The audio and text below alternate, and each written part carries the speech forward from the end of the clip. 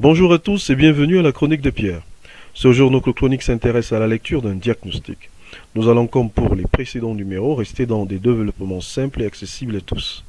Alors, voici, je reçois un jeune collègue tout excité me rendant témoignage de ce qu'il a un patient atteint de schizophrénie. Comme psychologue à million non psychiatre, je comprends sa joie.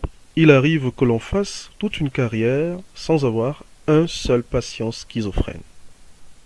Je lui dis, sacré vénard, alors parle-moi de ce cas.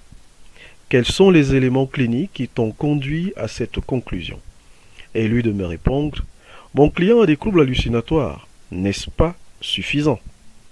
Nous sommes bien obligés de nous arrêter à ce niveau pour nous poser la question de savoir si un trouble hallucinatoire n'est lié qu'à un trouble psychotique.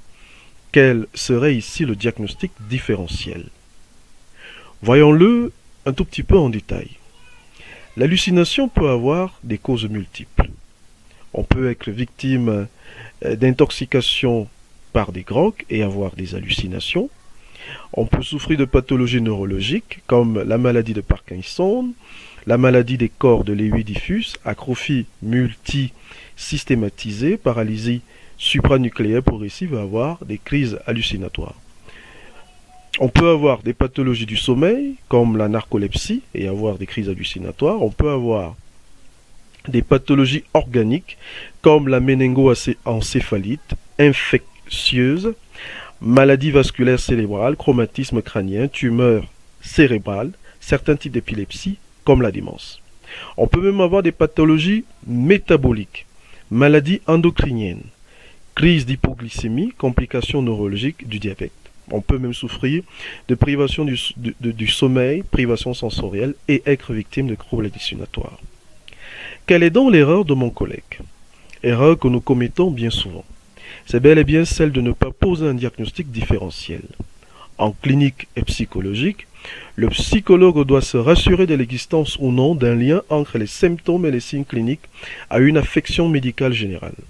De notre exemple, on voit bien que le trouble hallucinatoire peut être lié à plusieurs affections médicales générales. Cette erreur ne s'applique pas uniquement dans le cadre de la pratique des soins de santé ou des soins mentaux. Elle s'applique dans nos activités de vie quotidienne.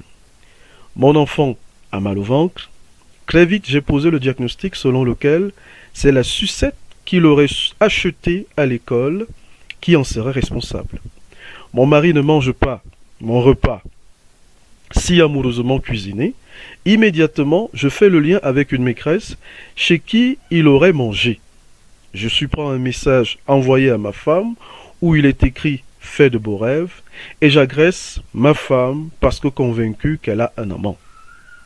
Des situations comme celle-ci sont légion et il importe de toujours avoir un esprit flexible.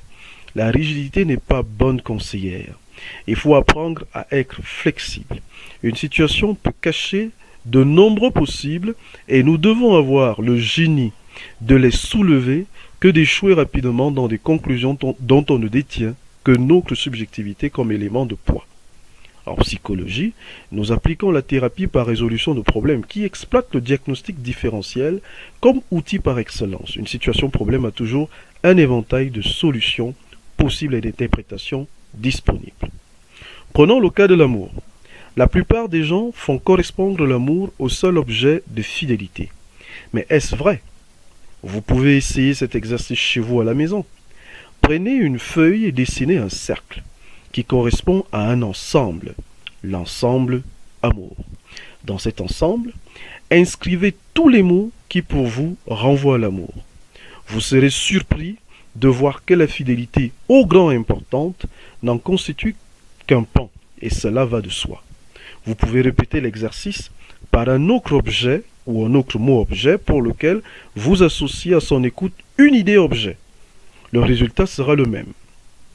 Un mot-clé ou une expression clé, à l'image d'une psychose ou d'un mal de ventre, doit donc être éprouvé afin de mettre en évidence toutes les possibles explicatifs et d'en soustraire l'explication la plus plausible. C'est bien évidemment un exercice rigoureux qui demande l'intervention d'un expert.